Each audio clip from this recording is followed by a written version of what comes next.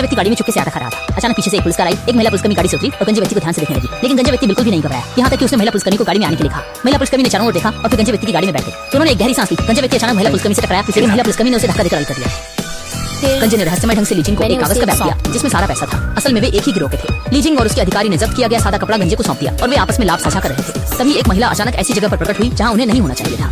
महिला का नाम था जिंजी, जो एक पत्रकार थी। उसने नीचे कुछ आवाज सुनी और सहज रूप से कैमरा उठाकर तस्वीर खींच ली।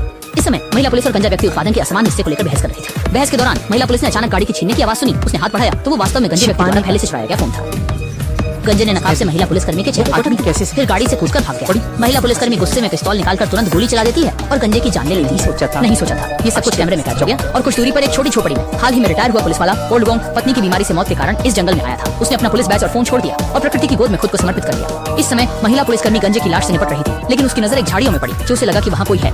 चिंचे रह गई, गिराए हुए कैमरे की परवाह किए बिना पीछे मुड़कर देखे बिना दौड़ पड़ी। लीजिंग ने स्थिति की गंभीरता को महसूस किया और जल्दी से अपने अधिकारी को फोन किया। अधिकारी ने उसे निर्देश दिया कि इस पार्क में केवल 2 प्रवेश द्वार हैं। हार्ट को एक निराशा हुई। बेबस होकर उसने सामने आकर कहा कि वह इस बात को किसी से नहीं कहेगी। इस समय तक जिंजी डर से जड़ हो चुकी थी। जैसे ही महिला पुलिस ने उसे शांत किया और पुलिस स्टेशन ले जाने का विचार किया, तभी वॉकी टॉकी में अचानक लाशी की आवाज आई। जब ये स्पष्ट हो गया कि मामला खुल गया है, महिला पुलिस ने किंजी को पकड़ लिया, लेकिन अचानक किंजी ने उसे काट लिया और उसने पिस्तौल निकाली तो किंजी ने उसे गिरा दिया। जैसे ही महिला पुलिस पिस्तौल ढूंढ रही थी, किंजी ने पूरी ताकत से पहाड़ी से नीचे भागने की कोशिश की, लेकिन अचंभित होकर वह सीधे लाशी से टकरा।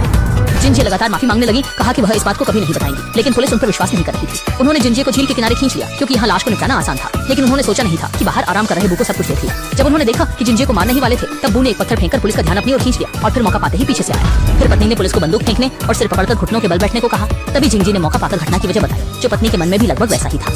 बीजिंग भी वर्षों तक पुलिस अधिकारी रही है, नहीं सोचा था कि पुलिस अधिकारी लैक्सी शर्त लगाएगा कि पत्नी पुलिस पर गोली चलाने की हिम्मत नहीं करेगी और सीधा खड़ा हो जाएगा। अब समस्या आ गई। पत्नी ने जल्दी से किंजी को भागने के लिए कहा और डेमी भी जल्दी से उठकर बंदूक उठाकर फायरिंग करने लगी। सौभाग्य से दोनों तेजी से दौड़े और बच निकले। किंजी तेजी से दौड़ती हुई एक परित्यक्त लकड़ी के मकान तक पहुंची और उसने एक बंदूक उठाई। छोटा जून अपने हाथों को बांधने वाली रस्सी को काटना चाहता था, लेकिन अनजाने में पास की लोहे की कैन गिरा दी, जिससे बड़ी आवाज हुई और पुलिस का ध्यान आकर्षित हो गया। वे 2 हिस्सों में बढ़कर उसे घेरने का फैसला करते हैं। इस समय जिंजी ने भी बैग को काट दिया था। खतरा करीब आता देख वो खोजने लगता है और फिर से एक और ढूंढ लेता है। तो जब छुरा आदि नहीं मिला तो जिंजी ने दिखावा किया कि उसके हाथ अब भी बंधे हैं। जब डामे उसे पकड़ने के लिए पहुंचा, जिंजी ने अचानक से झटका मारा, फिर दरवाजा खोलकर पागलों की तरफ भाग गया। डामे ने दर्द सहते हुए छुरा बाहर निकाला, फिर एक रस्सी से अपनी जांघ टाइट बांधी ताकि खून रुक सके और मुश्किल से अपनी जान बचाई। आवाज सुनकर आई लाशी को कुछ नहीं मिला। उन्होंने डामे को उठाया और दोनों जिंजे के पीछे भागे और इस समय जिंजे पहले से ही भाग रहा था। जब वे झील के किनारे पहुंचे तो उन्हें सांस लेने की भी फुर्सत नहीं मिली और किसी ने उनके मुंह पर हाथ रख दिया। ये वास्तव में ओल्ड बू थे जिन्होंने किंजी से अनुरोध किया कि वह उन पर विश्वास रखें, क्योंकि उन्हें पता था कि पुलिस इतनी आसानी से हार नहीं मानेगी। उन्हें सबूत ढूंढना होगा, तभी उनके जीवित बचने की उम्मीद है। किंजी ने कहा कि सबूत उसी गिराए गए कैमरे में है। दोनों कुछ देर विचार करने के बाद सहमत हुए कि ओल्ड बू घर जाकर फोन लाएंगे और किंजी कैमरा ढूंढेगी। ये कहकर ओल्ड बू ने अपनी बंदूक किंजी को सौंप दी और दूसरी ओर दमे गंभीर रूप से घायल थी। वह अब चल नहीं पा रही थी। मजबूरी में लासी को उसे नीचे रखना पड़ा।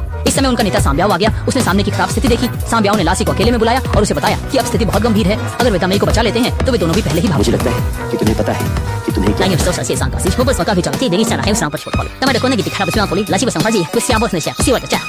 दामे और भी घबरा गई, लेकिन अब वह विरोध करने में असमर्थ थी। अत्यधिक खून बहने से दामे धीरे धीरे बेहोश होने लगी और लाशी बस यूं ही देखती रही। कुछ देर बाद दामे बिल्कुल शांत हो गई। ये सब कहने के बाद लाशी ने यह देखकर दामे को छोड़ दिया और जल्दी से उसके पीछे दौड़ी और जल्दी से उसे कीचड़ वाली जमीन में पकड़ लिया। लेकिन वह जिंजी के लंबे पैरों का मुकाबला नहीं कर सकी और एक किक से वापस गिर गई। जिंजी तुरंत उठी और दामे के शव के पास जाकर चाकू निकालकर लाशी की ओर झपटी, लेकिन लाशी ने जल्दी से उसे काबू में कर लिया और उसके कंधे में चाकू घोंप दिया। महत्वपूर्ण समय में जिंजी ने लाशी की बंदूक निकाली। 2 बार गोली चली।